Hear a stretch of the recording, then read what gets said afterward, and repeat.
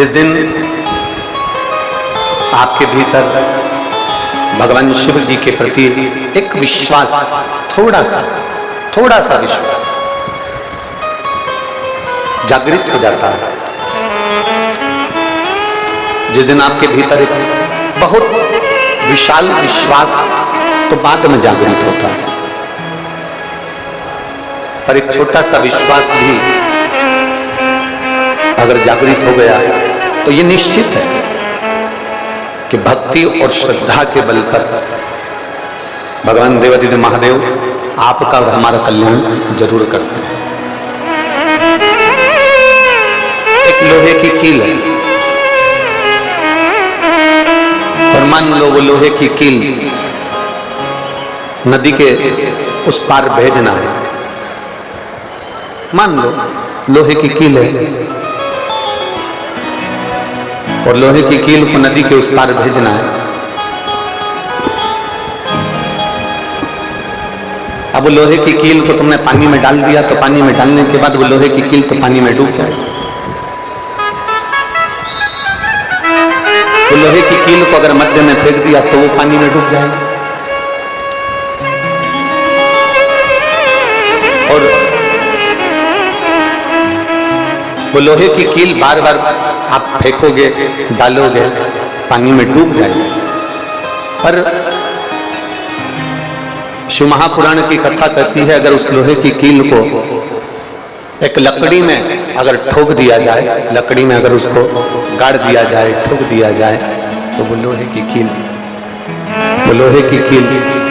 धीरे धीरे धीरे धीरे पानी के साथ में बहती बहती पार उतर जाती।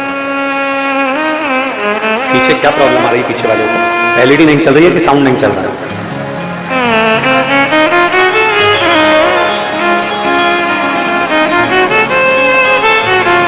साउंड चालू करवाइए पीछे का। एक लोहे की कील को, इधर भी आवाज नहीं आ रही है क्या? इधर एक लोहे की कील को पानी में आप ऐसे ही डाल देंगे तो वो डूब जाएगा, तो पार नहीं करेगा। पर उसी लोहे की कील को जब लकड़ी में ठोक दिया जाए, लकड़ी में उसको रख दिया जाए, लकड़ी में उसको गाड़ दिया जाए, तो वो लोहे की कील पार उतर जाती है, पार उतर जाएगा।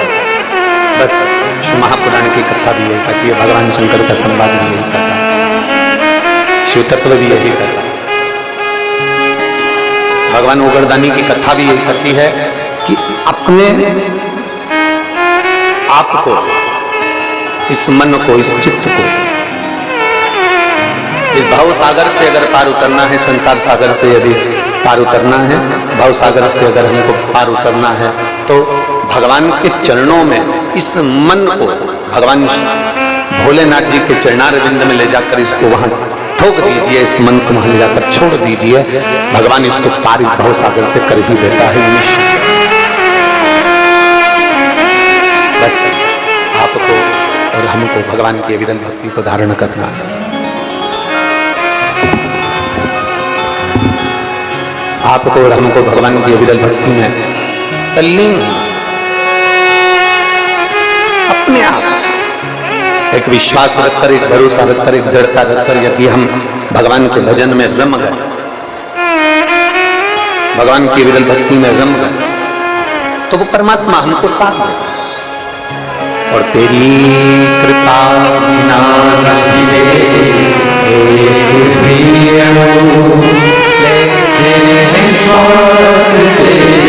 कृपा से बखान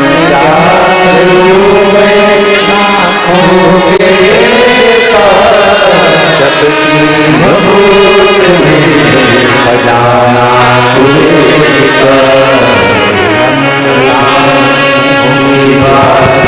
ओंकार तू भोले ओंकार तू आयो शंभु तार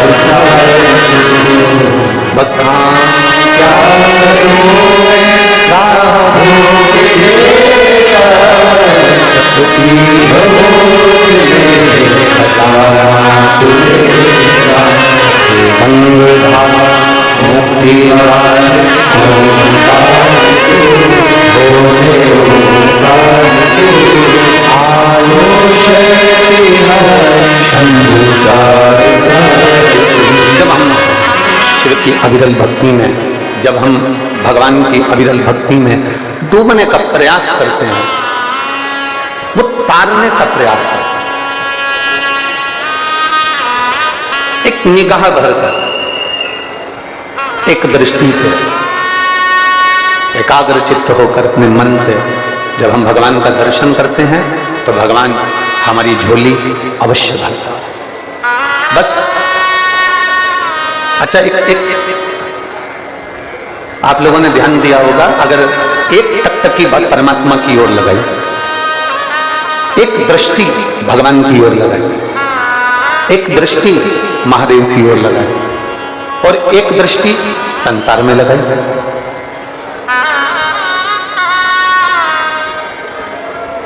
कभी किसी कोई स्त्री है, कोई कन्या है, कोई लड़की है, कोई व्यक्ति है, कोई पुरुष है, कोई लड़का है, कोई खूब बोल्ड आदमी है, कोई दादागिरी वाला है या कोई अन्य है,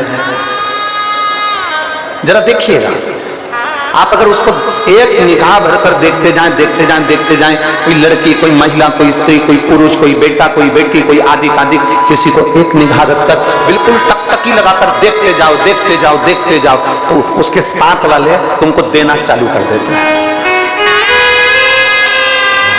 बोलो तो सही है कि गलत है? जम के बोलो जरा, सही है ना? कि अगर तुमने किसी को एक टकटकी लगाकर, एक निगाह रखकर देखना चालू करा तो उन्होंने तुमको देना चालू, उन्होंने निकाला जूता और चप्पल, जो मारा दड़ा दड़ दड़ा दड़ दड़ा। तुमने पूछा मुझे मार क्यों रहे हो, तो कहेगा इतनी देर से निगाह रख कर देख रहा है, एक टकटकी लगाकर देख रहा है, एक निगाह से देख रहा है, एक टकटकी लगाकर देख रहा है। तुमने निगाह लगाकर देखा, तुमने एक दृष्टि से देखा, तो उसने तुमको देना चालू करा। अब जरा विचार करिए, जब संसार वालों को देखा तो संसार वालों ने देना चालू करा, अगर मेरे महाकाल को देख लेते तो वो भी देना चालू कर देता, वो भी तो देता। संसार वाले कुछ और दे रहे हैं, संसार वाले तो दिए, उठाए ने जूता मार दिया, चप्पल मार दी ने, अब शब्द कर दिया, ताने दे दिए। संसार वाले तो ना जाने क्या दे, उसका कोई भरोसा नहीं है। पर यदि वही दृष्टि तुमने जैसे दूसरे को देखा, एक टकटकी लगाकर देखा, एक ध्यान लगाकर, एक निगाह से देखा, तो संसार वालों ने दिया। अगर वही निगाह, वही टकटकी, वही ध्यान अगर परमात्मा पर दिया होता, वही टकटकी, वही दृष्टि, वही नेत्र तुमने अगर भगवान को दिए होते, तो मेरा भगवान भी देना चालू करता और इतना देता कि तुमसे बटोरा नहीं जाता। देवता देते हैं पल्ला झाड़ कर और महादेव देते हैं छप्पर फाड़ कर। वो देता है, उसकी देने की रीति बड़ी अलग है।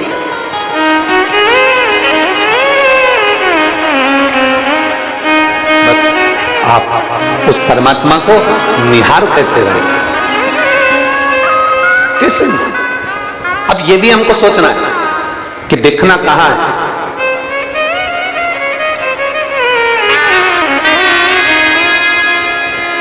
जब विशेष शरीर में अगर कोई रोग उत्पन्न हो जाता है, बहुत शरीर के अंदर अगर कोई बहुत बड़ी बीमारी हो जाती है, बहुत बड़ा रोग हो जाता है, बहुत तकलीफ होने लगती है,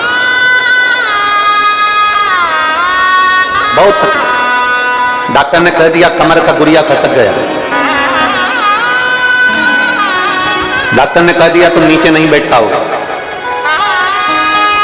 डॉक्टर ने कह दिया तुम्हारी यह हड्डी बढ़ गई है, यह हड्डी का ऑपरेशन करना पड़ेगा। डॉक्टर से जांच करवाते रहो और साथ में एक प्रयोग करते रहो। जैसे ये जलाधारी है, ये शिवलिंग है, यहां से पानी नीचे बहता है, थोड़ा समझिएगा। ये जलाधारी है, ये पानी बहने का स्थान जलाधारी का, ये पीठी का, संपूर्ण पीठी का, ये शिवलिंग। डॉक्टर कह दे कि ऑपरेशन की जरूरत पड़ रही है और तुम्हारा गुरिया खसक गया या तुम्हारी हड्डी बढ़ गई या तुम्हारी हड्डी का रोग बढ़ गया, ये शिवलिंग पर आप भगवान देवादिदेव महादेव को जल चढ़ाएं और जल चढ़ाने के बाद जो जल यहाँ बहकर आता है उस स्थान पर अगर जल चढ़ाया भी नहीं है तो जहां से पानी नीचे की ओर गिर रहा उस स्थान पर गणेश, कार्तिकेय, अशोक सुंदरी वाली जगह से जब जल नीचे की ओर गिरता है उस स्थान पर अपना हाथ लगाकर बस कुछ देर तक उस हस्त कमल को उस स्थान पर लगाएं और भगवान शंकर का पंचाक्षर मंत्र नमः शिवाय या षडाक्षर मंत्र ओम नमः शिवाय या श्री शिवाय नमस्तुभ्यम भगवान का मंत्र का उच्चारण करें। यदि महामृत्युंजय मंत्र का स्मरण आता हो तो महामृत्युंजय मंत्र का स्मरण करें। हाथ का स्पर्श कर कर मार्कंडे बाबा का स्मरण कर कर और उस हाथ में ही थोड़ा सा जल झेलकर नंदी के पास बैठकर उसका आचमन करें। 20 से 22 दिन तक ये आचमन चालू रहने दो और 20 दिन के बाद फिर जांच करवाओ। धीरे धीरे शरीर की गुड़ियां काम करना प्रारंभ करेगी, हड्डी काम करना प्रारंभ। शिव तत्व को प्राप्त, भगवान को घड़दानी को प्राप्त। एक पत्र देखिए,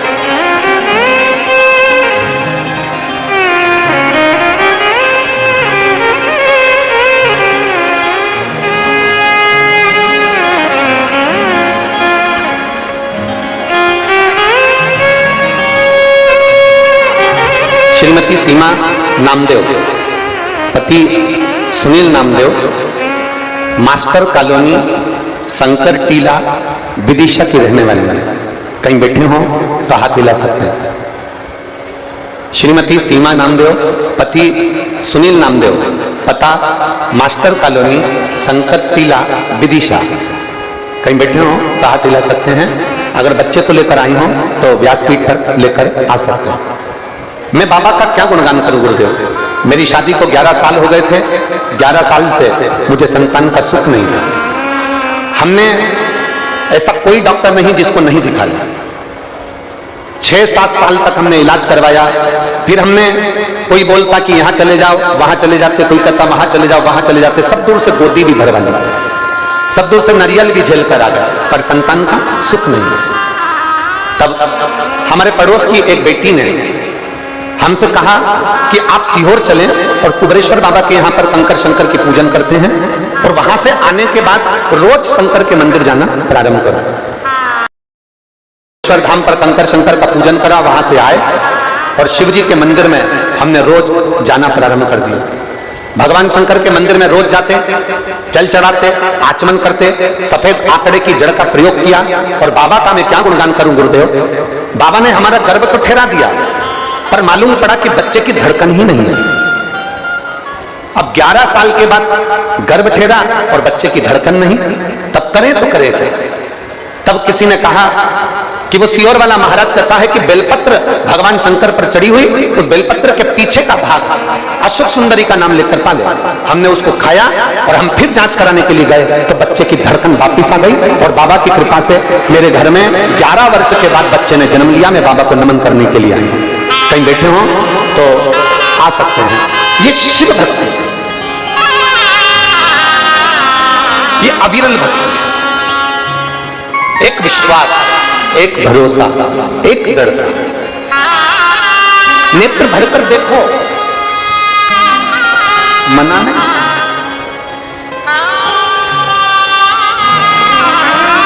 पर शिव महापुराण की कथा कहती है, भगवान शंकर का संवाद करता है, भगवान देवादिदेव महादेव का चरित्र करता है। देखना कहां है,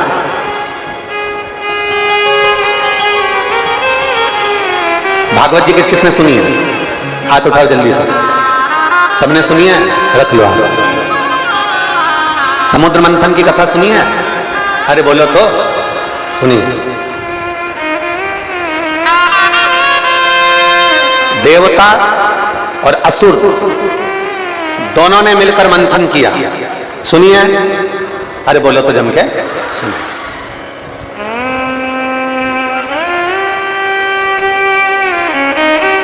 अमृत कौन लेकर आया था? मोहिनी अवतार भगवान ने दिया और मोहिनी अवतार धारण कर कर भगवान अमृत को लेकर मोहिनी। अब एक तरफ असुर बैठे, एक तरफ देवता बैठे। अमृत किसको मिला? बोलो, जम के बोलो जल्दी से। असुरों को मिला। किसको मिला? देवताओं। शहनाई की आवाज कम करो। अमृत किसको मिला? देवता।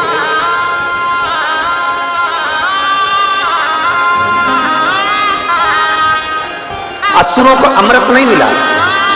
शहनाई की आवाज कम करिए। अमृत किसको मिला? देवता। असुरों को अमृत प्राप्त नहीं हुआ। क्यों नहीं हुआ? ऐसा क्या कारण था कि देवताओं को अमृत मिल गया और असुरों को अमृत नहीं मिला? कारण क्या? मंथन दोनों ने करा है, अमृत निकला भी है, श्रीमद् भागवत में आपने सुना भी है, पर देवताओं को अमृत मिल गया और असुरों को अमृत नहीं मिला। उसका कारण केवल एक था। जब भगवान मोहिनी स्वरूप धारण कर कर, स्त्री का स्वरूप धारण कर कर, सुंदर स्वरूप धारण कर कर मेरे नारायण अमृत का कलश लेकर आए, तो असुर राक्षस वो मोहिनी भगवान के चेहरे को देख रहे थे और देवता मोहिनी भगवान के चरण को देख रहे थे। बस ये अंतर था, केवल यही अंतर। असुर राक्षस, सारे असुर, उनको नहीं मालूम कि ये भगवान है। उनको तो लग रहा कितनी सुंदर स्त्री है, कितनी सुंदर नारी है। आपने श्रीमद् भागवत में सुना होगा कि भगवान इतना सुंदर रूप रख कर आए थे कि देवता और असुर दोनों सुध खो गए थे कि इतनी सुंदर स्त्री कहां से आई। असुर मोहिनी भगवान का चेहरा देख रहे हैं, उनको नहीं मालूम कि मोहिनी भगवान है, वो तो स्त्री का चेहरा देख रहे हैं, वो नारी का चेहरा देख रहे हैं। असुर चेहरा देखने में रह गए और देवता क्या देख रहे थे? चरण, चरण। शिव महापुराण की कथा कहती है, किसी पर स्त्री का चेहरा देखने से अच्छा है उसके चरणार बिंद को नमन करो, उसके चरण को देख। पर स्त्री, पर नारी, कभी किसी पर नारी का चेहरा देखने से अच्छा है कि उसके चरण देख। और ये बड़ी सभा लगी, इतनी बड़ी सभा लगी हुई थी, देवता असुर दोनों बैठे हुए थे। असुर चेहरा देखने में रह जाते हैं और देवता भगवान के चरण देखने में। स्त्री है, उनको भी नहीं मालूम कि भगवान है, वो तो चरण देख रहे हैं, चरण।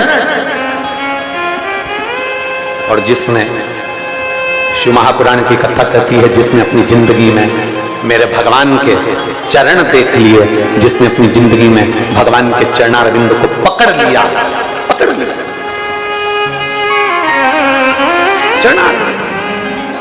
जिसने पकड़ लिया, जिसने भगवान के चरणों को देखना प्रारंभ कर दिया, चरणों को छूना प्रारंभ कर दिया, चरणारविंद को देखना प्रारंभ कर दिया। किसी भी मंदिर में, भगवान के शिवालय में, देवालय में, कहीं पर भी जाओ, आप किसी भी मंदिर में पहुंचिए, अगर आते आते आप उस मंदिर की सीढ़ी को, आप उस मंदिर की चौखट को, आप उस मंदिर के शिखर को दर्शन करते हैं। शिखर का दर्शन क्यों करते हैं?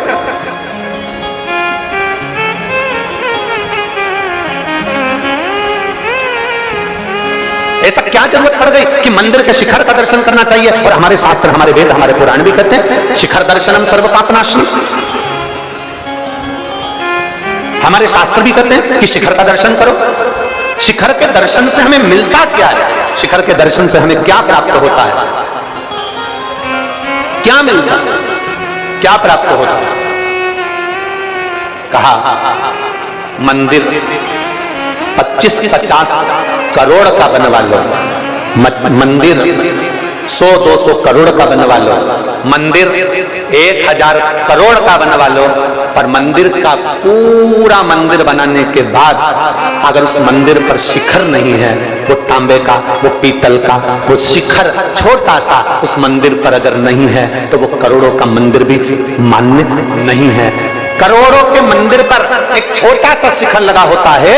ये हमारा सनातन धर्म कहता है कि मेरे भोलेनाथ भी इस प्रेरणा को देते हैं कि भले करोड़ों लोगों से तुम्हारा संबंध हो, अरबपति खरबपति और दुनिया के सारे धनपतियों से तुम्हारा संबंध हो, और शिव पुराण की कथा कहती है छोटा सा शिखर ऊपर भगवान ने रखा, उसी तरह छोटे से छोटे व्यक्ति को भी ऊपर रखना तो तुम भी उन्नति की सीढ़ी पर चढ़।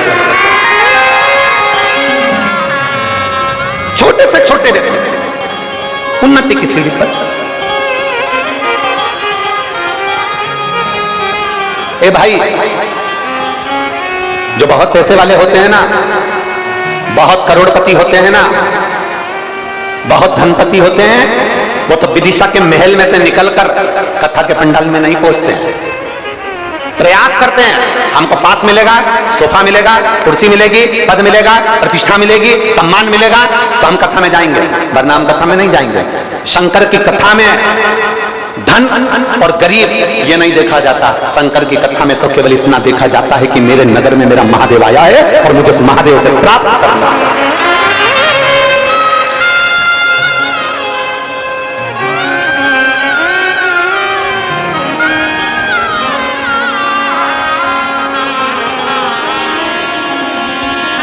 मेरे महादेव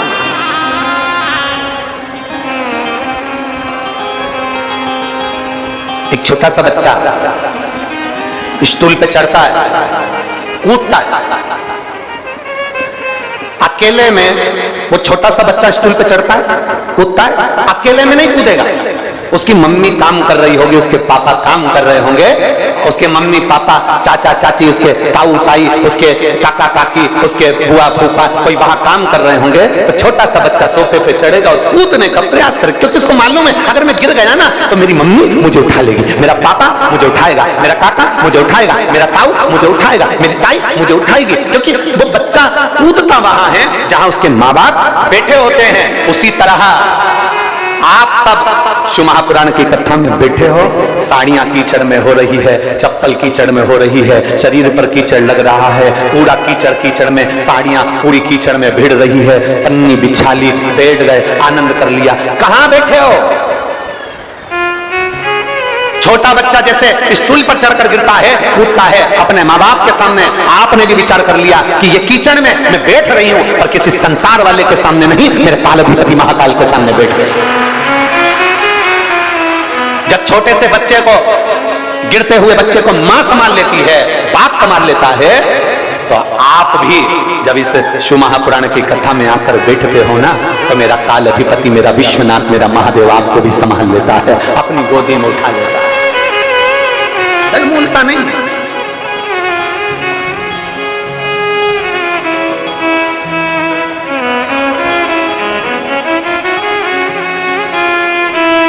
कई लोग ऐसे भी मिलेंगे संसार में, शिव महापुराण की कथा होती है ना, तो जो समिति कथा कराती है या कोई व्यक्ति विशेष कथा कराता है,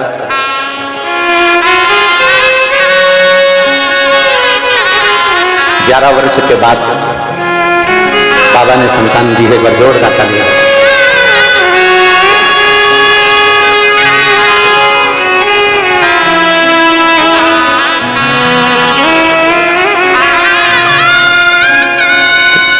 दीदी कह रही है पहले मंदिर नहीं जाते। प्रणाम करो, प्रणाम करो।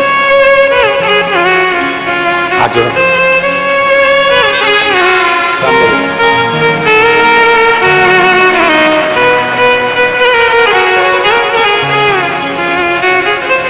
कह रही हैं पहले मानते नहीं थे, शिव महापुराण की कथा जब से सुनना प्रारंभ करना चालू करी, 11 वर्ष के बाद बाबा ने झोली भरी है। जोरदार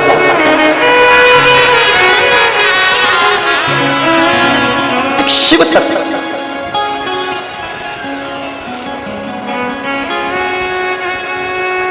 खाली न जाता दर से तुम्हारे, खाली न जाता दर से तुम्हारे, मैं भी खड़ी हो रही पाए बसाए, अपने हृदय से लगा लो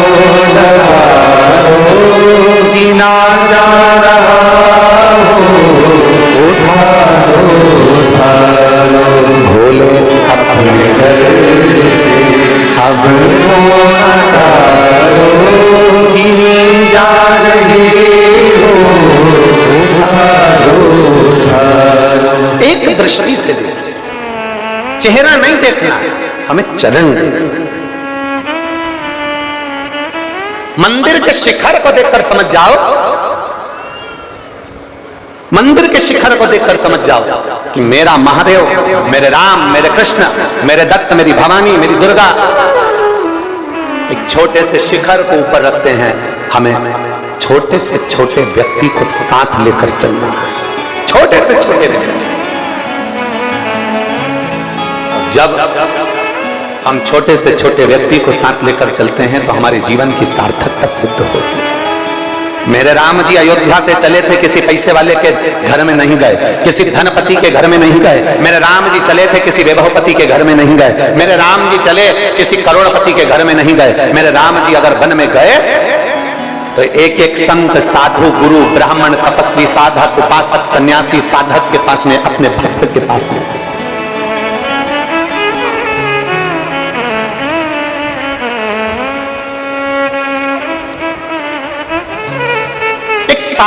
साधारण व्यक्ति, चलो एक प्रैक्टिकल करना आप अपनी जिंदगी में, एक प्रैक्टिकल कर लो और प्रैक्टिकल करते रहना चाहिए। प्रैक्टिकल करने में पीछे नहीं हटना चाहिए। एक महाराज जी प्रवचन में कह रहे थे, व्यक्ति को मदिरा नहीं पीना चाहिए, शराब नहीं पीना चाहिए, शराब का नशा नहीं करना चाहिए, मदिरा से दूर रहो, शराब के नशे से दूर रहो। उसी में महाराज का पहचान वाला बैठा था, उठ के खड़ा हो गया, बोलने लगा, वो महाराज तो इतनी बड़ी बड़ी बात कह रहा है, तेरा सगा भाई पी के तो नाली में पड़ा, हमको ज्ञान दे रहा, पहले उसको तो समझा ले। महाराज जी ने कहा, देख भैया, मैं भी प्रवचन दे रहा हूं और मेरा भाई भी प्रवचन दे रहा है, मैं मुख से समझा रहा हूं, मेरा भाई प्रैक्टिकल करके दिखा रहा है। तेरी मर्जी है, दोनों में कैसे समझेगा, ये हमारे ऊपर निर्भर करता है कि हम क्या। प्रैक्टिकल करो, प्रैक्टिकल करते रहना चाहिए, प्रैक्टिकल करो, प्रैक्टिकल करते रहना चाहिए। और हम तो साइंस के स्टूडेंट रहे तो हमारे अंदाजे में रहा कि प्रैक्टिकल करना अपनी जिंदगी के लिए एक अनुभव है। करिए प्रैक्टिकल,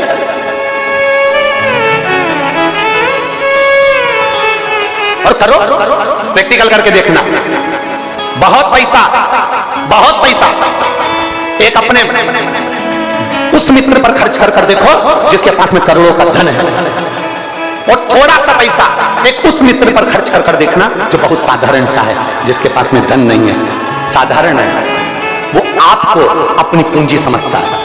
आप पैसे वाले हो ना, आपका धन से उसको प्रेम नहीं है, वो आपको अपनी पूंजी समझता है। मेरा दोस्त बैठा है ना, समझ लेगा, उसको धन से मतलब नहीं, वो कभी नहीं मांगेगा। पैसे वाला पैसे वाले से धन मांग लेगा, पर गरीब बड़ा नहीं मांगेगा, संकोच करता है मांगने में, वो नहीं मांगेगा। दो मित्र हैं, एक धनपति है, एक साधारण सा है। वो धनपति जब तुम्हारी विपदा की घड़ी आएगी ना, सामने नहीं खड़ा होगा, और वो साधारण जिसके ऊपर तुमने कुछ खर्च नहीं करा, वो तुम्हारी विपदा की घड़ी में रात और दिन खड़ा मिल जाएगा। रात दिन तुम्हारी विपदा की घड़ी में खड़ा मिल जाएगा। एक नौकर चाकर साधारण सा सेवक जिसके लिए तुमने थोड़ा बहुत भी कर दिया, वो तुम्हारी विपदा की घड़ी में खड़ा मिल जाएगा। जिस रिश्तेदारों के लिए, नातेदारों के लिए, कुटुंबों के लिए, जिस परिवार के लिए तुमने करोड़ों का धन खर्च कर दिया, वो कोई तुम्हारे सम्मुख में आकर खड़े नहीं होंगे। वाह वारी दुनिया, मतलब की दुनिया में किसी का कोई नहीं। संसार में अकेले पैदा हुए हो, संसार से अकेले जाना है, संसार में अकेले आगे बढ़ने का प्रयास किया है, संसार में अकेले आकर संघर्ष किया है, संसार में अकेले रहकर तुम्हें उन्नति की सीढ़ी पर चढ़ना है। जब तुम चढ़ भी जाओगे अकेले के बल पर, तुमने बहुत कुछ करने का प्रयास कर लिया, तब तुम्हारी उन्नति की सीढ़ी पर चढ़े हुए लोग तुम्हें देख नहीं पाएंगे। इसलिए निवेदन है, अपना संघर्ष, अपना स्नेह छोटों को देना प्रारंभ करिए। अगर भगवान ने आपको धन दिया है, पैसा दिया है, कोई बच्चा पढ़ना चाहता है गरीब का, उस बच्चे को अच्छी एजुकेशन दिलाइए। कोई दवाई की जरूरत है, धन भगवान ने दिया है, उसको दवाई की जरूरत है, उसको दवाई दिलाइए। मत दान करो तुम किसी को, 1 रुपया मत दो तुम किसी को, पर अपना अगर भगवान तुम्हें धन दे रहा है और कोई पड़ोसी का बच्चा गरीब है, उसको पढ़ना है, उसको एजुकेशन चाहिए, आप अपने बच्चे को डॉक्टर बना रहे हो, इंजीनियर बना रहे हो, कलेक्टर बना रहे हो, IAS ऑफिसर बना रहे हो, अपने बच्चे को पढ़ाओ, मना नहीं है, पर उस बच्चे के साथ में एक साधारण छोटे से बच्चे को जिसके पास में धन नहीं है, उसको पढ़ाने का प्रयास करना। एक बार तुम्हारी औलाद तुम्हें नहीं पूछेगी, पर जो गरीब के बच्चे को तुम पढ़ाकर कलेक्टर बना दोगे, वो बार बार पूछेगा।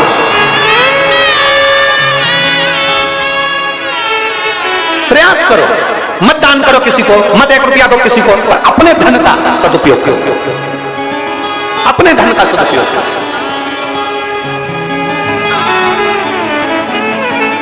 आज हम केवल अपने लिए सोचते हैं, अपने लिए करते हैं, बाकी का किसी के लिए, किसी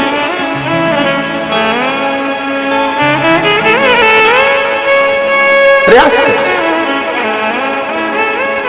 इन हाथों से कमाने में, बोलने में, इस शरीर के द्वारा यदि हमसे कोई पाप कर्म हो भी जाता है तो भगवान के चरणों में जाकर विनय कर कर या किसी साधारण व्यक्ति भूखे को भोजन कराकर, प्यासे को पानी पिलाकर बाबा बर्फानी की यात्रा प्रारंभ हो गई। अमरनाथ की यात्रा प्रारंभ हो गई। पूरे अमरनाथ में हर जगह जगह पर लिखा हुआ होता है, भूखे को भोजन, प्यासे को पानी, जय बाबा, जम के तो बोलो, जय बाबा बर्फानी। भूखे को भोजन, प्यासे को पानी, जय बाबा बर्फानी। अब ये किसी ने पूछा गुरुजी ये क्यों लिखते हैं लोग, इसको लिखने से क्या फायदा? हमने कहा उसने पूरी जगह पर लिखा हुआ है भूखे को भोजन, प्यासे को पानी, जय बाबा बर्फानी, क्योंकि दुनिया के लोगों को यह मालूम है जब हम उन्नति पर चढ़ते हैं, ऊंचाई पर चढ़ते हैं, जब बहुत आगे बढ़ते हैं, जब हम अमरनाथ की यात्रा के लिए चलते जाते हैं, चलते चलते चलते चलते इतने ऊपर पहुंच जाते हैं कि हमारे पास में वजन लेकर नहीं जाते, सामान लेकर नहीं जाते, भूख भी लगती है, प्यास भी लगती है, पानी ठंडा होता है, पीते बनता नहीं है, भोजन ठंडा मिलता है, करते बनता नहीं है। तो कई लोग, भले तुम्हारे पास में तुम्हारी जेब में 1000, 2000, 5000, 25-50 रुपए पड़े हों, भले तुम्हारे होटल में लाखों रुपए पड़े हों, परंतु जिस जगह पे जरूरत है उस जगह पर नहीं मिल पाते, उस जगह पर बाबा बर्फानी तुम्हारा पेट भर देता है, उस जगह पर बर्फानी तुम्हें पानी दे देता है। भूखे को भोजन, प्यासे को पानी, जय बाबा बर्फानी, उस जगह पर दे रहा है। और मैंने तेरे ही भरोसे बाबा, तेरे ही भरोसे हवा बिच उड़ती जावांगी बाबा, ढोल कटी जावांगी भोले मेरी पतन, शंभू मेरी पतन, हवा बिच उड़ती जावांगी बाबा, ढोल कटी जावांगी। बाबा किस जगह पर आता है, बाबा किस जगह पर साथ देता है? जब दुनिया साथ छोड़ देती है। पैसा जेब में पड़ा है, भोजन नहीं मिल रहा, प्यास लग रही है, पानी नहीं मिल रहा, तब मेरा बाबा एक पत्र है, देखिए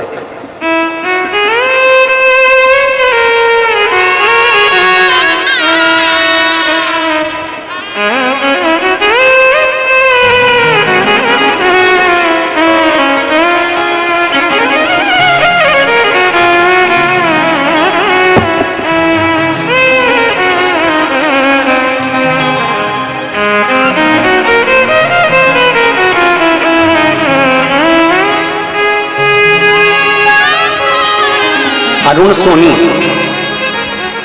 सोनी मेरा मोबाइल नंबर ये है।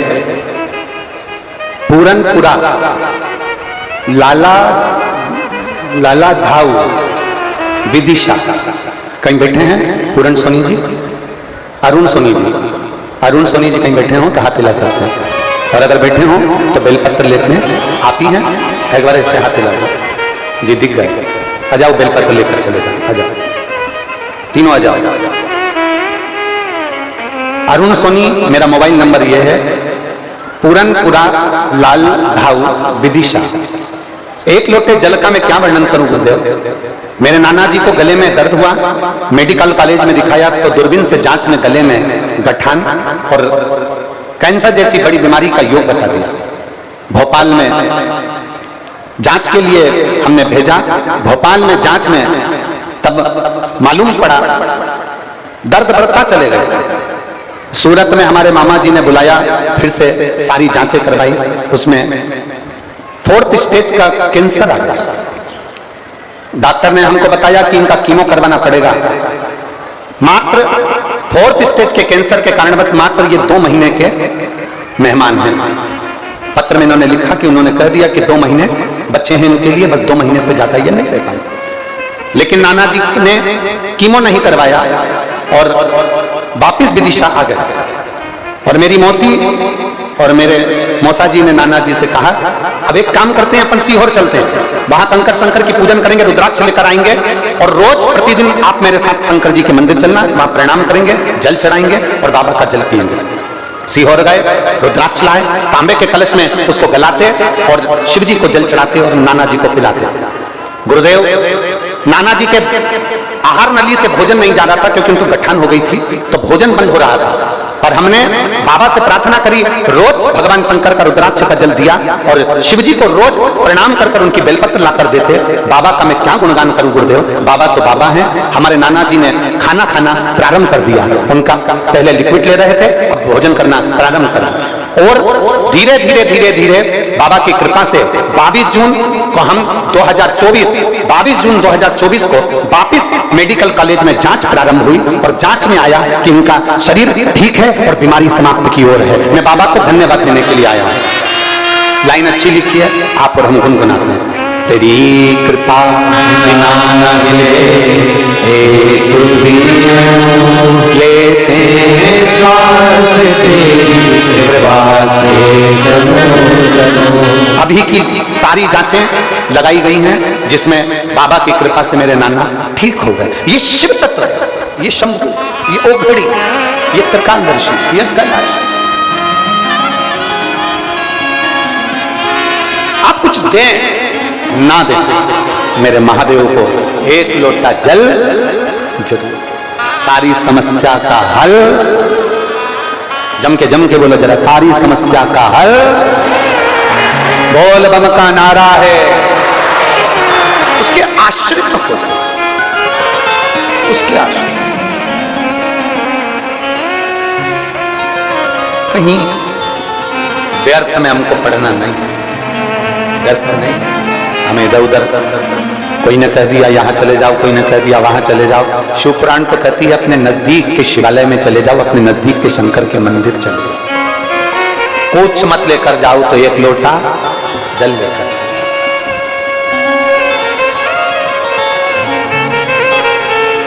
क्या लेकर? बाबा के चरणारविंद का स्मरण करो, लगाओ चरणों का स्मरण। और नैनों के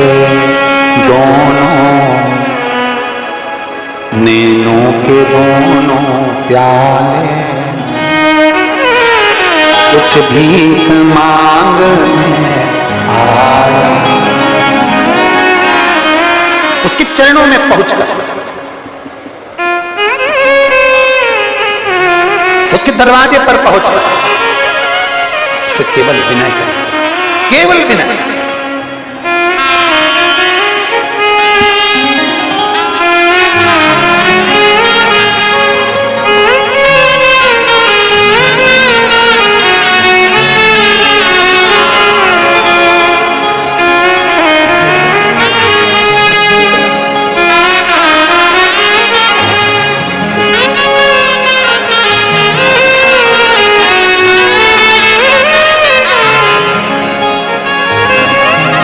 शिव तत्व कह रही हैं, कथा सुनी, शंकर जी पर इतना भरोसा हो गया था, हमारे पिताजी पर इतना भरोसा हो गया कि उन्होंने कह दिया था अब मेरा भोलेनाथ जैसा रखेगा वैसा रहूंगा।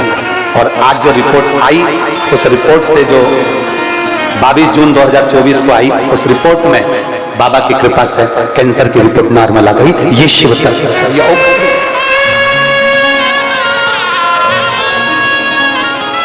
और तुम आना भोले बाबा, तुम आना भोले बाबा मेरे मकान, तेरा डमरू डम डम बाजे सारे जहां।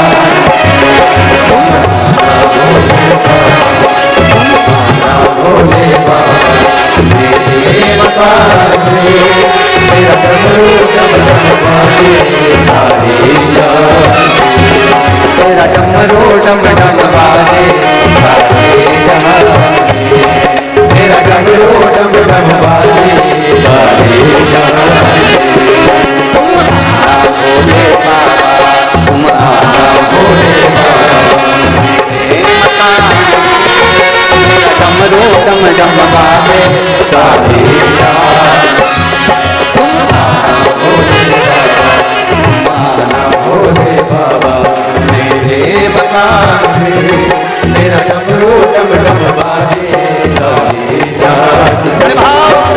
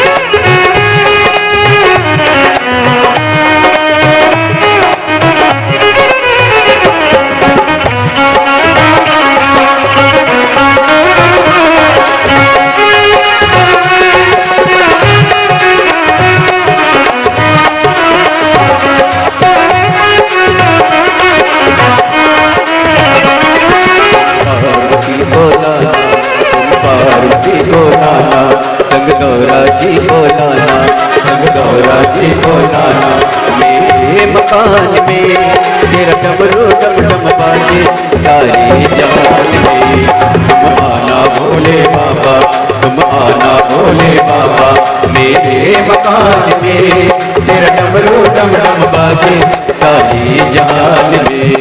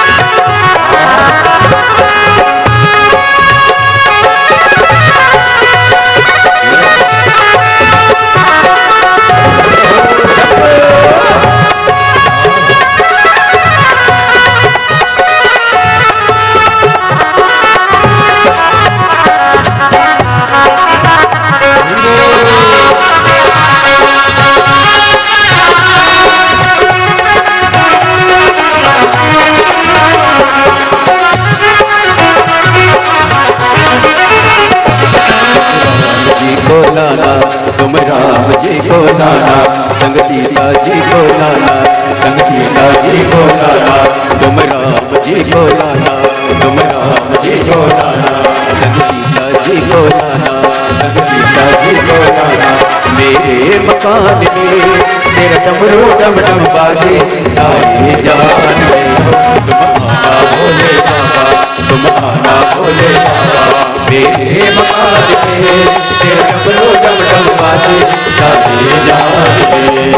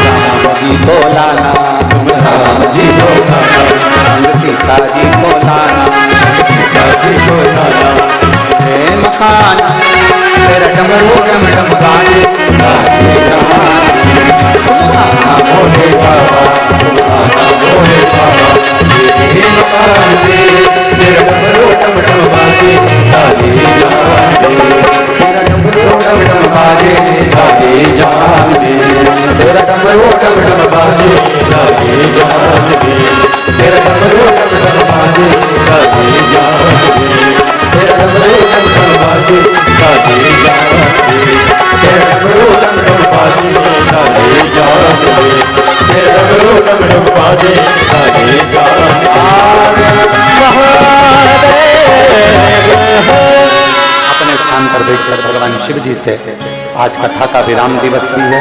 दिल से बाबा से प्रार्थना करिए, दिल से निवेदन करिए, हृदय से बाबा से कहिए, बाबा स्वीकार करे। मन से बाबा को विनय करिए, हृदय से बाबा से स्वीकारिए। सब एक साथ आनंद के साथ बाबा से विनय करेंगे।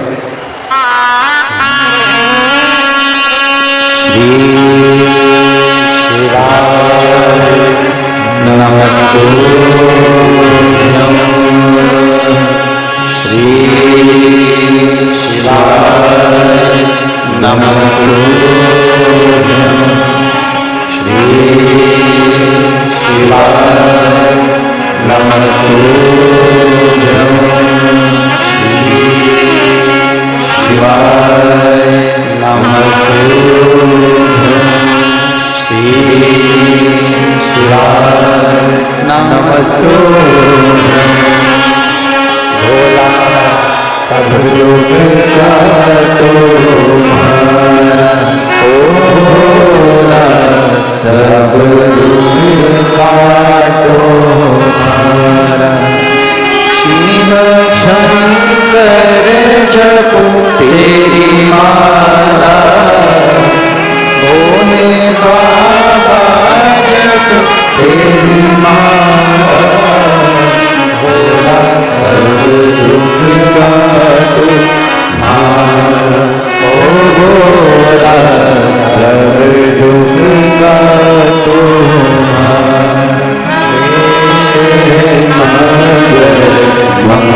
मंगलकारी देश मंगल मंगलकारी। शमशानवासी हमारा, शमशानवासी हमारा। ओ भोला सब दुख का तुम्हारा, ओ भोला सब दुख का तुम्हारा।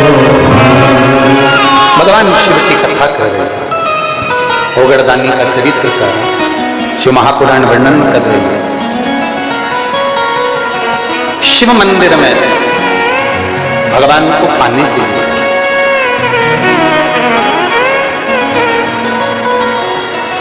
किसी दूसरे से अपने मन की बात, अपने हृदय की बात या अपने दुखड़े आप किसी से कह भी दोगे तो कोई तुम्हारे दुख को कम करने वाला नहीं है।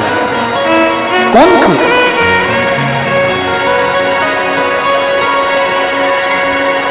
आप अपने दुखड़े किससे कह सकते हैं? किसको कहो? दुनिया वालों से अगर अपने दुखड़े कहोगे तो लोग हंसेंगे, केवल आप परमात्मा से अपने मन की बात कहेंगे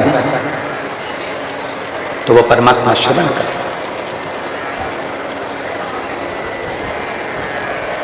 आज से गुप्त नवरात्रि प्रारंभ हो रहे हैं, आषाढ़ के।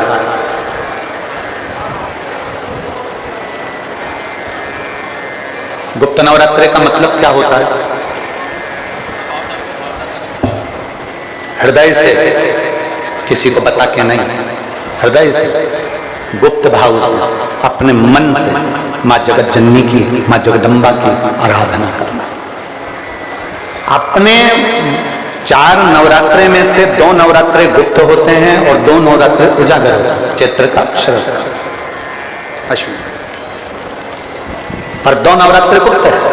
इन दोनों नवरात्रे को गुप्त इसलिए रखा गया कि अपने दिल की बात को अंदर रखिए, किसी से मत कहो। गुप्त नवरात्रि का मतलब है आप मां अंबा से, मां जगदम्बा से, मां आद्यशक्ति से, भोलेनाथ जी से, राम जी से, कृष्ण जी से, आप इष्ट से आप अपने मन की बात कहें। उसी तरह गुप्त नवरात्रि हमको ज्ञान देते हैं कि अपने दिल की बात इधर उधर नहीं कहना, अपने दुखड़े यहां वहां जाकर नहीं रोना।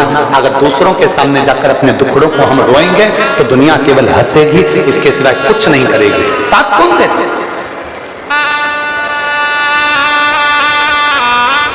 ज्ञान देने वाले दुनिया में मिल जाएंगे पर सहयोग देने वाले कम मिलेंगे। ज्ञान देने वाले तुरंत मिल जाएंगे पर सहयोग देने वाला कोई नहीं मिलेगा, कोई नहीं मिलेगा।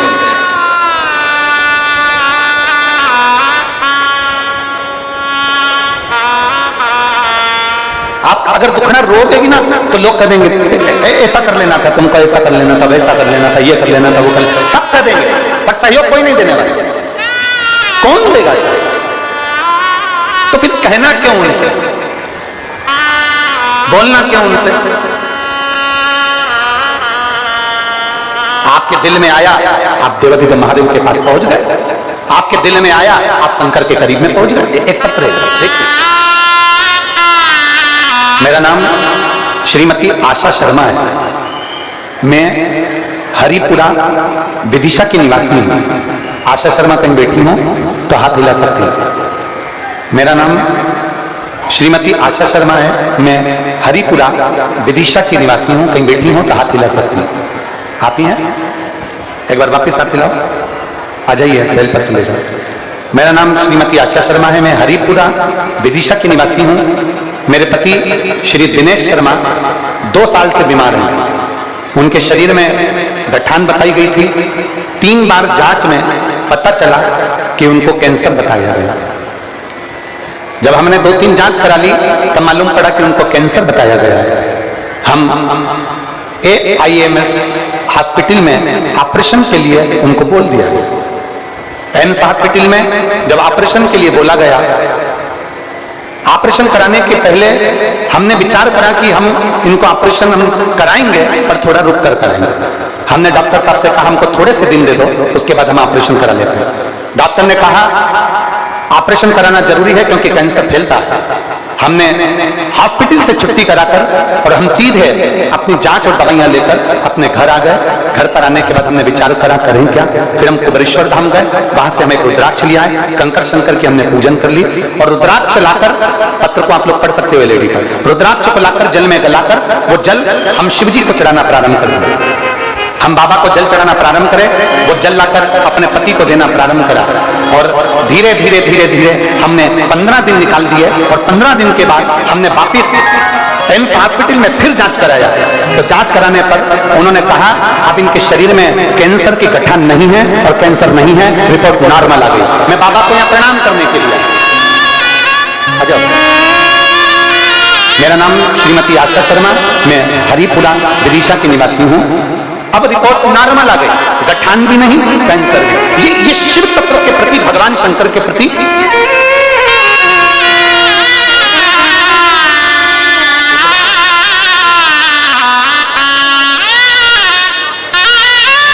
कह रही हैं। जिस दिन कैंसर का बताया था, फैलने का, उसी दिन ऑपरेशन का डॉक्टर बोल दिया था।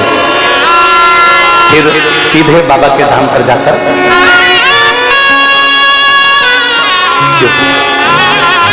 एक अविरल भक्ति, एक विश्वास शिव के प्रति जागृत था। और जब एलईडी नहीं चल रही है, एलईडी नहीं चल रही, आवाज नहीं आ रही, एलईडी नहीं चल रही, एलईडी चालू करवा दीजिए, एलईडी वाली। एक विश्वास जब हमारे भीतर जागृत होता है, एक भरोसा जब हम मेरे भोले बाबा के प्रति जागृत कर लेते हैं, तो ये निश्चित है मेरे बाबा दया करे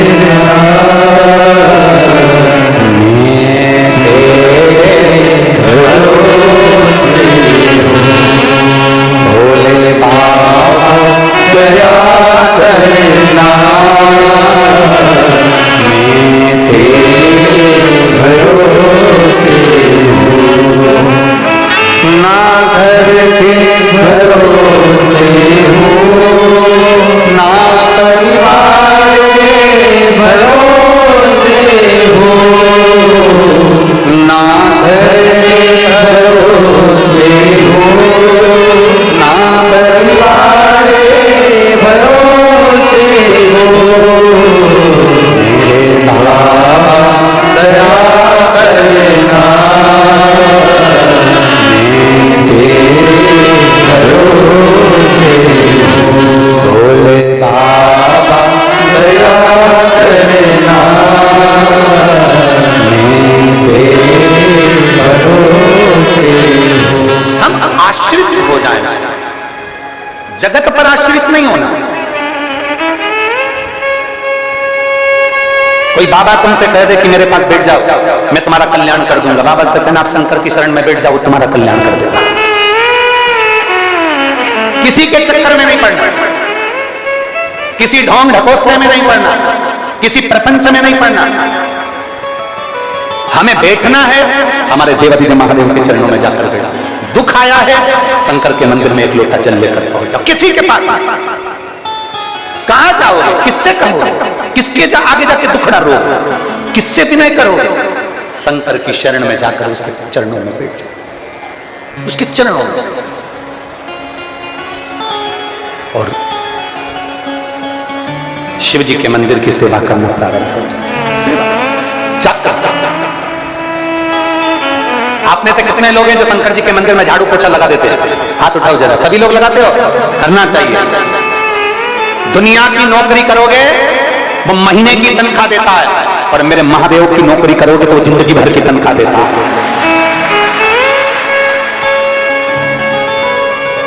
जिंदगी भर की तनख्वाह मेरा देवाधिदेव महादेव प्रदान करता है, केवल महीने की नहीं, जिंदगी भर। आप आश्रित हो उस पर। हम सब कहीं ना कहीं किसी न किसी रूप में हम इधर उधर भटक रहे हैं। हम भटकना छोड़कर भगवान की शरणागति ग्रहण करें। असुरों ने भगवान का चेहरा देखा था और देवताओं ने भगवान के चरण देखे थे। कभी भी मंदिर शिवालय देवालय जाइए, भगवान के चरण देखना प्रारंभ कर दिए। हमारे पुष्टि मार्ग में 5 दर्शन की मूलता है। हम आटोयाम के दर्शन नहीं बोल रहे, हम पंच दर्शन की बात कर रहे हैं। हमारे पुष्टि मार्ग में आटोयाम के दर्शन तो होते हैं, पर हमारे पुष्टि मार्ग में 5 दर्शन की मूलता होती है। सबसे पहला दर्शन भगवान के चरणारविंद। दूसरा दर्शन भगवान के नाभि कोश, जो कि मंगला में होता है, नाभि का दर्शन। तीसरा दर्शन भगवान के वक्षस्थल। चौथा दर्शन भगवान के नेत्रों का, और पांचवा दर्शन भगवान की श्रीनाथ जी की जो आड़ी टेढ़ी चोटी नीचे की ओर आती है, शिखा जो मेरे श्री जी बाबा की, मेरे गोवर्धन नाथ जी की, मेरे ठाकुर जी की शिखा जो नीचे आती है, उसका दर्शन। पंच दर्शन, 5 दर्शन। पहला चरणारविंद का, भगवान के चरणों का दर्शन करते हुए मन से कहिए कि बाबा मैं आपके चरणों में रहना चाहती हूँ। नाभि का दर्शन करते हुए कहिए बाबा आपकी नाभि इतनी गहरी है कि आपने ब्रह्मा जी को कमल के पुष्प के ऊपर प्रकट कर दिया, अपनी नाभि से बाहर निकाल दिया। जैसे नाभि गहरी है वैसे ये भव सागर गहरा है, इससे हमको बाहर निकाल दो। तीसरा दर्शन वक्षस्थल का, हृदय, भगवान के हृदय का दर्शन, छाती का दर्शन, वक्षस्थल का दर्शन करो तो भगवान से प्रार्थना करो, हे भगवान आपके हृदय में हमें निवास दें, अपने हृदय। क्योंकि ये मेरी जितनी जीजियां बैठी हैं, आम का अचार डालें, नींबू का अचार डालें, चाहे गोंदे का अचार डालें, लेसुए का अचार डालें, चाहे गाजर का अचार डालें, चाहे मूली का अचार डालें, ये अचार कभी भी स्टील के बर्तन में नहीं रखते। बोलो तो मेरी जीजियां सही है? स्टील के बर्तन में अचार नहीं रखती, पीतल के बर्तन में अचार नहीं रखती, लोहे के बर्तन में अचार नहीं रखती, तांबा कांसे के बर्तन में अचार नहीं रखती। मेरी बहनें चीनी कांच की बरनी में अचार को रखती हैं, क्योंकि इनको मालूम है कांच की बरनी में अचार सुरक्षित रहेगा, चीनी की बरनी में अचार सुरक्षित रहेगा। तो भगवान से कहना, भगवान तुम्हारे हृदय से सुंदर कोई बरनी नहीं है, मेरे जैसे अचार की भाप को अपने दिल में रखना। तुमसे अच्छी हृदय जैसी बरनी कहां मिलेगी? रख। और भगवान अपने हृदय में आपको रख लेते हैं। जब जरूरत पड़ती है विदिशा वालों को तब अचार की फांक निकाल के दे देते हैं। जैसे ये 7 दिन के लिए अचार की फांक मिली, ये 7 दिन के लिए अचार की फांक मिली थी शिवपुराण। अब इस शिवपुराण में कई लोग आते हैं, किसी को अचार का मसाला पसंद आता है, किसी को अचार का तेल पसंद आता है, किसी को अचार की फांक पसंद आती है, किसी को अचार की गुठली पसंद आती है। ये आपके ऊपर निर्भर करता है कि आपको शिवपुराण में भजन पसंद आते हैं, किसी को कथा पसंद आती है, किसी को उपाय पसंद आते हैं, किसी को भगवान शंकर की शरणागति पसंद आती है, और किसी को गुठली पसंद आती है। गुठली से मतलब है कि वो केवल यहाँ आकर ये देखते रहते हैं कि क्या क्या गड़बड़ हो रहा है, वो दिखाना है, बस वो गुठली उनके हाथ में लगता है। अरे अचार की बरनी खुली है, तेल चाट लो, मसाला चाट लो, भाप चाट लो, बन सके तो उसका सुगंध ले लो, उसको खा लो।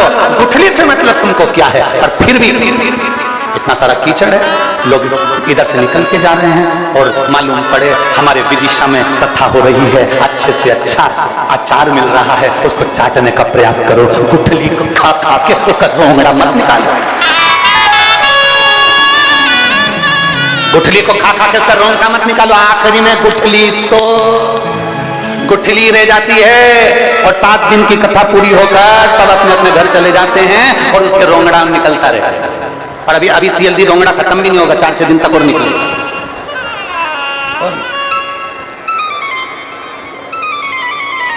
भगवान से कहो, प्रथम दर्शन चरण का, दूसरा दर्शन नाभि का, तीसरा दर्शन हृदय का, चौथा दर्शन भगवान की निगाह का। नेत्रों का दर्शन करिए मेरे भगवान के, नेत्र से नेत्र मिलाने का प्रयास करिए। मेरे ठाकुर जी के, मेरे श्री जी बाबा के, मेरे गोवर्धन नाथ जी के नेत्र तिरछे हैं, मेरे ठाकुर के नेत्र तिरछे हैं। तिरछे क्यों? क्योंकि जब बाल्टी कुएं में गिर जाती है तो उसको निकालने के लिए जो एंगल डाले जाते हैं वो टेढ़े होते हैं, टेढ़े टेढ़े एंगल डाले जाते हैं, टेढ़े टेढ़े सरिये डाले जाते हैं। टेढ़े टेढ़े सरिये जब नीचे जाते हैं तो कुएं में से बाल्टी निकाल कर ले आते हैं। उसी तरह ये भव सागर गहरा है। हम जब भगवान के नैनों का दर्शन करते हैं तो उसमें अटक जाते हैं तो भव से पार हो जाते हैं। ये चौथा दर्शन। 5वां दर्शन है भगवान की, जम के बोलो सब, शिखा। मेरे श्री जी बाबा की चोटी का दर्शन करना, ऊपर से नीचे, नीचे से ऊपर, ऊपर से नीचे, ऐसे लहर खाती खाती आखिरी में नीचे जाती है। मेरे ठाकुर जी की शिखा कहती है, उन्नति की सीढ़ी पर कितने भी चढ़ जाओ पर मेरे चरण को मत भूल जाना, मेरे चरणों में हमेशा पड़े रहना, इसलिए चोटी नीचे जाती है। चरण पर ध्यान देना, मुखाग्रविंद पर ध्यान नहीं, चरणों पर दीजिए। किसी पर नारी को अगर देख भी रहे हो तो उसका चेहरा नहीं, उसके चरण देख लीजिए। चरण। मेरे लक्ष्मण जी से पूछा गया था, क्या ये तुम्हारी भाभी के जेवर हैं?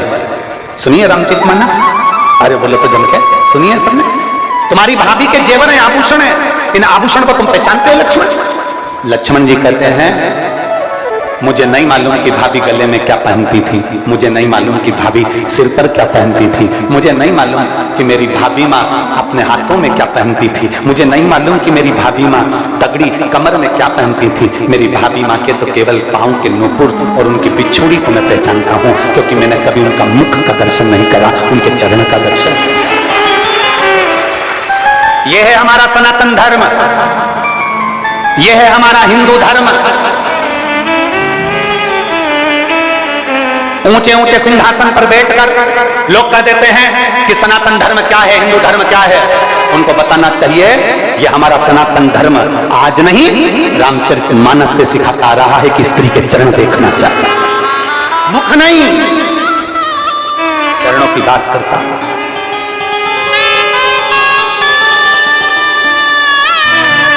पूछा गया तुमने चरण, तुम क्या हार देखते हो? नहीं। तुमने बेंदा देखा? नहीं। तुमने चूड़ा देखा? नहीं। मैंने नहीं, मैंने हार नहीं देखा, मैंने चूड़ा नहीं देखा, मैंने तकड़ी नहीं देखी, मैंने कान के कुंडल नहीं देखे, मैंने नथड़ी नहीं देखी, मैंने नहीं, मैंने तो केवल देखा है तो मेरी भाभी माँ के केवल चरण देखे, केवल। जरा विचार करिएगा, भाभी माँ के केवल चरण, केवल। बच्चे ने फोटो बनाया है, बहुत बहुत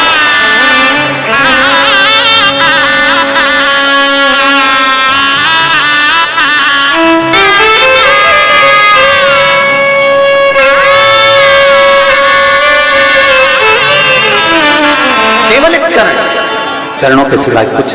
हम भी मंदिर में जाएं तो भगवान का सुंदर स्वरूप देखें, मंदिर में जाएं तो शिवालय का दर्शन करें, मंदिर में जाएं तो भगवान के चरणों का दर्शन करें। पर आज के जमाने में व्यक्ति घर में तो ऐब देखता ही है, नगर में मोहल्ले में तो ऐब देखता ही है, साथ में लोग मंदिर में भी ऐब देखते हैं। पंडित जी को कितना आ रहा, थाली में कितना चढ़ा, क्यों पंडित जी तुमने हरताली का तीज की कथा बाची तो ब्लाउज पीस कितना आया, क्यों पंडित जी डोल 11 के डोल निकले, किधर निकलते हैं विदिशा में, डोल 11 के डोल निकले तो पंडित जी से कह रहे केले कितने हैं, अब तू बता कि तूने कितने केले चढ़ाए, तूने कितना रुपया चढ़ाया, तूने कितना रुपया का दान किया।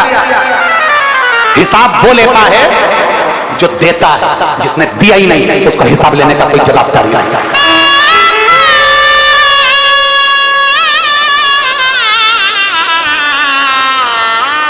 जवाबदारी नहीं है। क्यों महाराज जी, मंदिर में गए तो सबसे पहले थाली देखी, मंदिर में गए तो सबसे पहले जाले देखे, मंदिर में गए तो सबसे पहले साफ सफाई देखी, मंदिर में खड़े होकर के कितनी गंदगी हो रही महाराज, तुम ध्यान नहीं रखते। पंडित जी हम तुम्हें महीने की तनख्वाह देते हैं, तुम ध्यान नहीं देते। पंडित जी है, नौकर नहीं, उसके लिए सम्मानजनक शब्दों का प्रयोग होना चाहिए।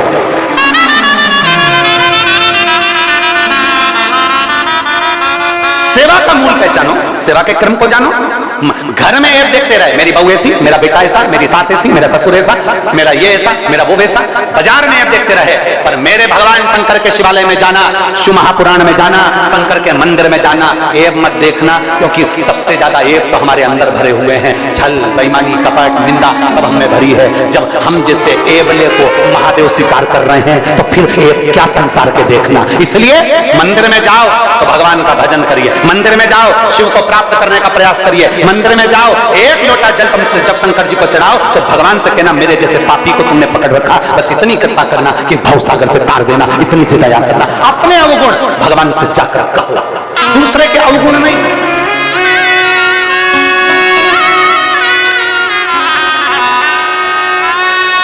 और मंदिर जाते समय अगर कोई तुमको ज्यादा ताने दे, अपशब्द बोले, तुम पे हंसे, उसे हंसने दो, ताना दे, देन दो, आड़ा टेढ़ा बोले, बोलने दो। तुम तो वो जितना जितना तुमसे आड़ा टेढ़ा बोले, तुम्हारे जो मंदिर जाओ और तुमसे कोई आड़ा टेढ़ा बोले, तुम उतनी जोरदार खजूर वाली छोटी बना के और अच्छा अच्छा जूड़ा बना के और सिर पर पल्लू डाल के और बढ़िया हाथ में लोटा लेकर जाओ, आग लगे बस्ती में अपन रहे मस्त। वो जितना बोले अपन उतनी जोरदार चल,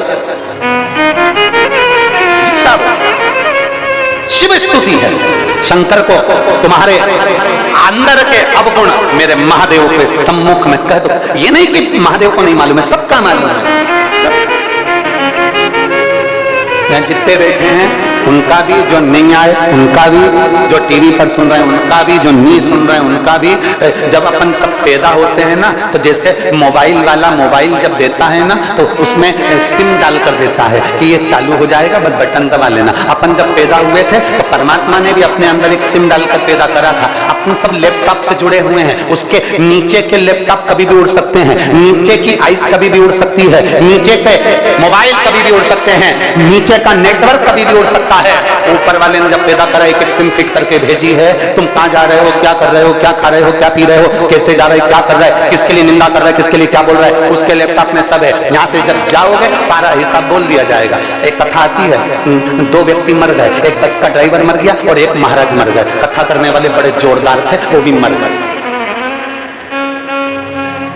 लाइन लगी थी बैकुंठ में, सबसे पूछा जा रहा था तुम कौन, तुम कौन, सबको बताया जा रहा था तुम यहाँ चले जाओ, तुम वहां चले जाओ। बस का ड्राइवर आया, तुम कौन, बस के ड्राइवर। बस का ड्राइवर चाबी घुमा दिया था, हेड पहना था फटा हुआ जीन्स, पीछे पंडित जी खड़े थे, महाराज जी खड़े थे। महाराज जी ने कहा देखो कैसे कैसे लोग बैकुंठ जाते हैं। तुम कौन, बस का ड्राइवर। एक काम करो, वो सामने वाला जो एसी का रूम है, सूट रूम है, उसके अंदर चले जाओ, वहां जाकर बैठ जाओ। वहां पर तुम्हारे लिए चांदी की थाली में खाना आएगा, भोजन कर लेना, दूध आएगा पीना, खूब प्रेम से तुम्हारे लिए पंखा झेलने वाले मिलेंगे। खुश होकर बस कर रहे हो। थोड़ी देर बाद महाराज आ गए। तुम कौन, हम गांव के महाराज जी हैं, हम कथा करते हैं, प्रवचन देते हैं, लोगों को प्रवचन सुनाते हैं, कथा करते हैं। अच्छा एक काम करो, सामने जो झोपड़ा दिख रहा है उसमें चले जाओ। गेहूं रखा है, पीस लेना, खा लेना। चूल्हा रखा है, फूकनी से फूक मारना, आग जलाना और खाना बनाना। पंडित जी को गुस्सा आ गया। महाराज जी ने कहा हम इतने विद्वान संत, इतने बड़े महाराज, और तुम हमको झोपड़े में ठहरा रहे हो। आया वो बस का ड्राइवर, उसको तुमने एसी का रूम दे दिया। बैकुंठ में क्या पक्षपात होता है? मैं आंदोलन करूंगा। इतने में तुरंत धर्मराज ने कहा आंदोलन करना है जितना कर लेना, और अभी जाओ झोपड़े में। अरे मुझे ये तो बताओ कि उस बस के ड्राइवर को एसी का रूम और मेरे जैसे प्रवचन करने वाले को टूटा हुआ झोपड़ा। इतने में धर्मराज ने कहा यहाँ लेखनी में जो लिखा होता है उससे दिया जाता है। वो बस का ड्राइवर जब बस चलाता था इतनी तेज चलाता था, जितने यात्री अंदर बैठे रहते थे सब हनुमान चालीसा पढ़ते थे, सब हनुमान चालीसा पढ़ते थे, सब की सब भगवान को याद करते थे। इसलिए उसने कभी भजन नहीं करा, वो कभी कहीं नहीं गया, और अपनी बस में बैठे हुए लोगों से भी भगवान का नाम निकलवा दिया। इसलिए उसे एसी का रूम मिला है। और तुम प्रवचन देते थे, कथा कहते थे, आधे से ज्यादा लोग तो दीवार से टिक के सोते थे और बच्चे कुछ प्रसाद के चक्कर में आते थे, और इतनी देर में अक्षतम केशवम हो जाता था। तुम अपने घर सामान बटोरे चले गए और बाकी के सब अपने घर चले गए। तुमने जनमानस को जगाने का प्रयास नहीं करा, सोते हुए को जगाने का प्रयास नहीं करा। एक बार ये संसार के लोगों को सोते हुए को उठाने का प्रयास करिए। और याद रखना, मुर्गा सोते हुए को जगाता है, इसलिए मुर्गे को काट दिया जाता है। और संसार में जो सनातन धर्म को जगाएगा उसको काटने वाले ढेर सारे पड़े।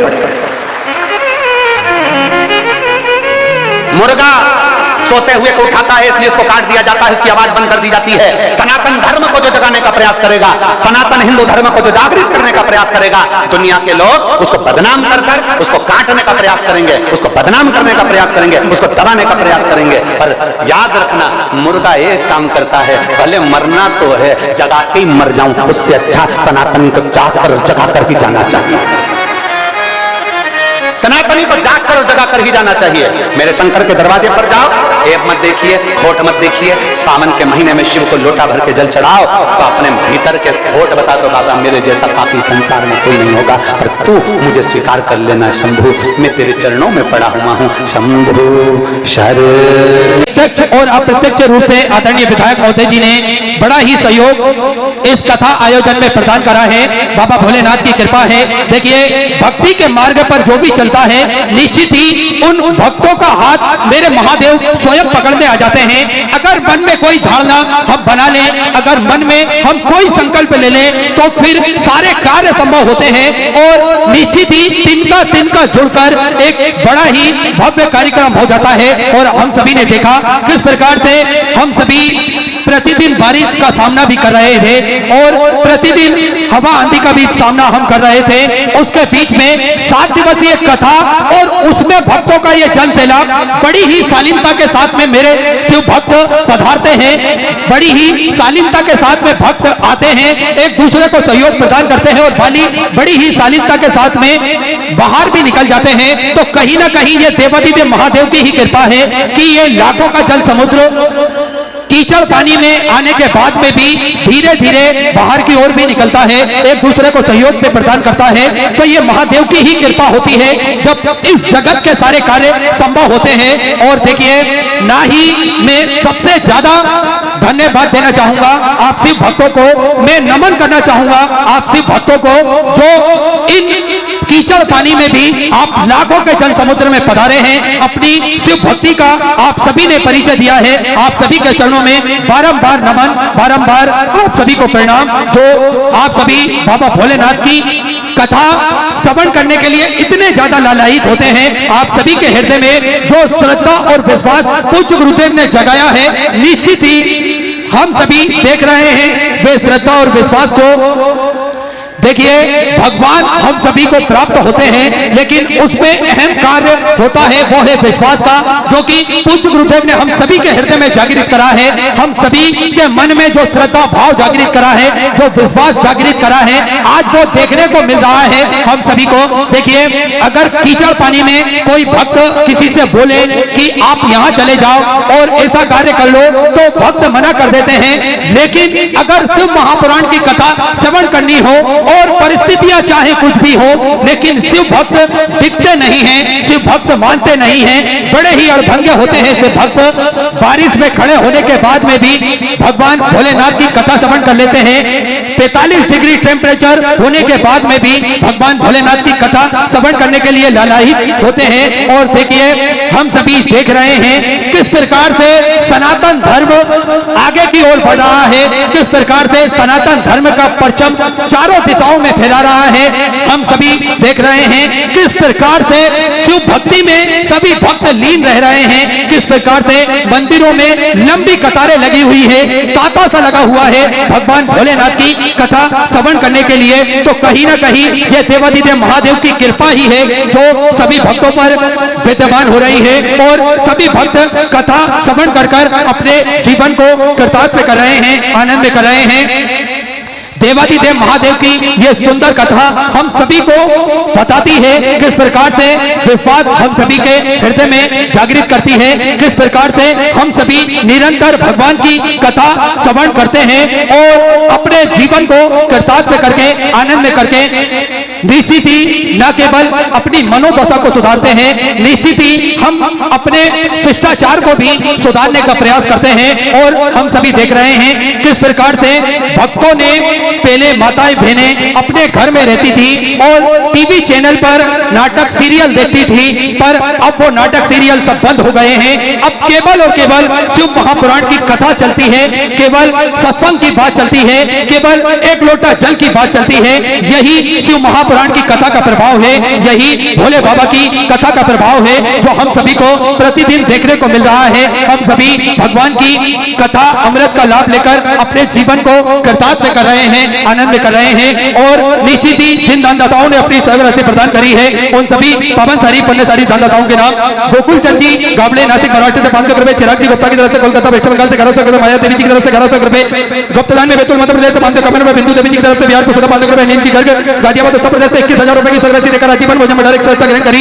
सुनहरे अक्षरों में अपना नामांकित कराया। बहुत बधाई। 14,000 आपके 1400 की यशोदा जी सोनकर की तरफ से धमतरी छत्तीसगढ़ से 525 रुपए, अभियुक्त जी राठौर की तरफ से 500 रुपए, मीनू देवी विनय जी चौधरी अरुणाचल प्रदेश से 1100 रुपए, खूबलाल जी की तरफ से कोरबा छत्तीसगढ़ से 5,000 रुपए की सर्विस से अपने बाबा कवरेश धामी की सर्विस की बहुत बधाई। 14,000 आपके 1400 की सर्विस की बीना जी साहू नरसिंह जी साहू की तरफ से दुर्ग छत्तीसगढ़ से 1100 रुपए, देवी सहाय जी गोयल की तरफ से सुंदर 1100 रुपए, संतोष कुमार जी ठाकुर दिल्ली से 1100 रुपए, अजीत कुमार जी साहू की तरफ से जमशेदपुर से 1100 रुपए, प्रदीप जी रटेला की तरफ से चमोली उत्तराखंड से 1100 रुपए, गीता जी यादव की तरफ से लखनऊ उत्तर प्रदेश से 1100 रुपए, रविंद्र कुमार जी चड्डा की तरफ से सीतापुर बिहार से 5,100 रुपए की सर्विस से अपने बाबा कवरेश धामी की सर्विस की बहुत बधाई। 14,000 आपके 1400 की संध्या कुमारी जी बिहार से सुधा 551 रुपए संगम कुमार की तरफ से, उत्तराखंड से सुधा 11 रुपए की से आप समझ की, चंद्रावती देवी जी की तरफ से मोतिहारी बिहार से सुधा 11 रुपए, राजवीर सिंह जी की तरफ से पलवर, राजस्थान से सुधा 11 रुपए, बद्री प्रसाद जी गुप्ता मालदा से सुधा 11 रुपए, दीपक जी परमार की तरफ से कोटा राजस्थान से सुधा 5161 रुपए की सगरे से आपके बाबा कुमरेश्वर धाम में मृत्यु समृद्ध की बहुत बहुत बधाई। तो तब जरा आपके सुधा सगरे से आप समझ की, प्रवीण चंद्रा जी की तरफ से बलसाड़ गुजरात से सुधर 51,000 रुपए की सगरे से आपने बाबा कुमरेश्वर धाम में जो सेवा के सारे प्रकल्प चलते हैं उन प्रकल्पों में समर्पित की बहुत बहुत बधाई। राम साहेब जी भगत जी पटेल की तरफ से धुलिया महाराष्ट्र से सुधा 10,100 रुपए की सगरे से आपने बाबा कुमरेश्वर धाम में समृद्ध की बहुत बहुत बधाई। तो तब जरा आपके सुधा सगरे से आप समृद्ध की, गणेश निम्बा जी पवार बालेगांव महाराष्ट्र से 1100 रुपए, सिलीजा जी तिवारी की तरफ से कानपुर उत्तर प्रदेश से 21,000 रुपए की सगरे से लेकर राजीवन भोजन बड़ा ग्रहण करी, सुनील अक्षर में प्रणाम अंकित कराया बहुत बहुत बधाई। अरविंद शर्मा कांता जी शर्मा की तरफ से जलगांव महाराष्ट्र से आपने 21,000 रुपए की सगरे से देकर आजीवन भोजन बड़ा ग्रहण करी, सुनील अक्षर में प्रणाम अंकित कराया बहुत बहुत बधाई। सुंदर विचार आपके सुधा सगरे से आपने समर्पित की। और देखिए सेवा के प्रकल्पों में आप सभी को ज्ञात है कि पूज्य गुरुदेव के सानिध्य में प्रतिदिन रुद्राक्ष वितरण किया जाता है निःशुल्क रूप से। आप सभी को ज्ञात है सुबह 10 बजे से शाम 5 बजे तक यह रुद्राक्ष निःशुल्क रूप से वितरण किया जाता है, जिसका किसी भी प्रकार का कोई शुल्क नहीं लिया जाता है, जिसमें सभी भक्तों को प्रतिदिन रुद्राक्ष निःशुल्क रूप से वितरण किया जाता है। पूज्य गुरुदेव का जो संकल्प है सभी सनातन धर्म के मानने वाले लोगों के गले में रुद्राक्ष हो, यही संकल्प लेते हुए आइए सीधे हम सभी आज विराम दिवस की कथा में प्रवेश करेंगे। हम सभी व्यासपीठ की शरण में चलते हुए आज सुंदर विराम दिवस की कथा श्रवण करेंगे। जय जय श्री राधे, हर हर महादेव, श्री शिवाय नमस्ते।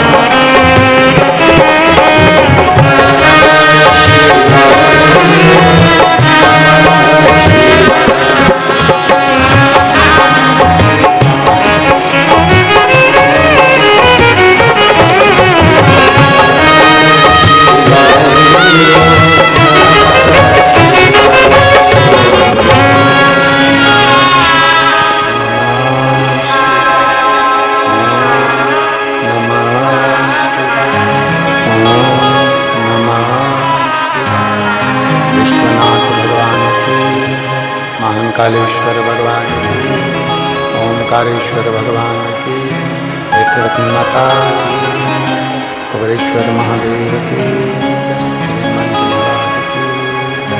हर हर महादेव, हर हर महादेव, हर हर महादेव, हर काशी विश्वनाथ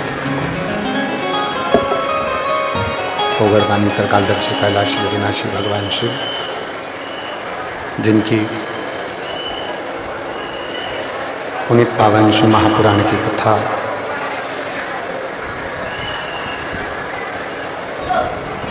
श्रवण करने का सौभाग्य भगवान शिव की कृपा से, उनकी उदारता से, उनकी करुणा से प्राप्त हुआ है। विदिशा नगर के इस पवित्र पावन प्रांगण में माँ वेतवती जी के पवित्र चरणों में माँ सरस्वती मानस मंडल आचार्य श्री रवि कृष्ण शास्त्री जी, जो इस पवित्र कथा को लेकर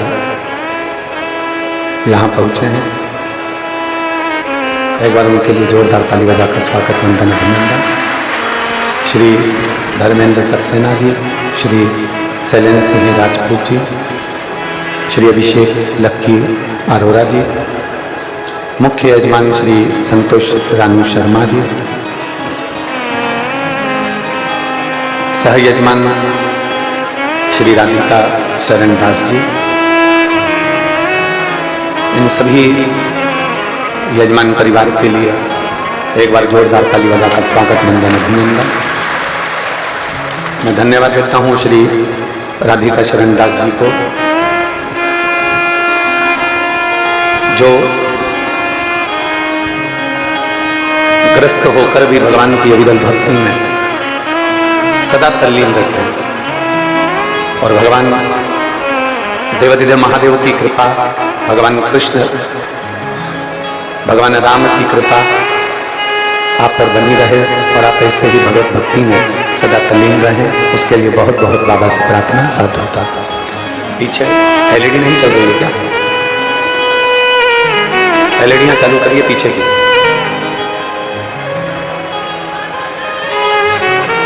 आवाज नहीं जा रही। भगवान शिव गोवर्धनी त्रिकालदर्शी कैलाशी अविनाशी, जो सदा जीव का कल्याण करने वाले हैं,